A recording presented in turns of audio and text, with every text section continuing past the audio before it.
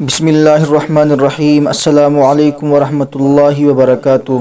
محترم سامعین، اللہ رب العزت نے جو ہم کو مذہب اسلام عطا کیا ہے، یہ اللہ رب العزت کی بہت بڑی نعمت ہے اور یہ انسان کی فطرت کے عین مطابق ہے۔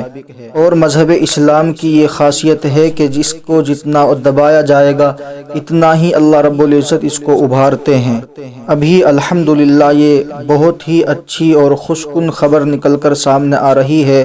جرمن سے تعلق رکھنے والے مشہور یوٹیوبر کرس بیسڈمین نے مذہب اسلام کو قبول کر لیا ہے۔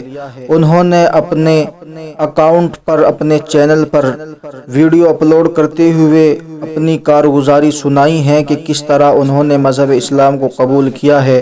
کرس بیسڈمین کہتے ہیں کہ یورپ کے اندر عام طور سے مذہب اسلام کے متعلق یہ نظریہ پایا جاتا ہے کہ یہ آتنکواد کا مذہب ہے، دہشت گردی کا مذہب ہے۔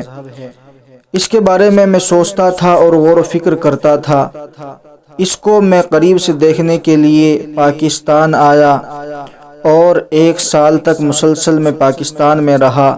وہاں میری اتنے اچھے لوگوں سے ملاقات ہوئی کہ وہ بہت ہی بہترین آدمی تھے، بڑے اچھے اخلاق کے مالک تھے۔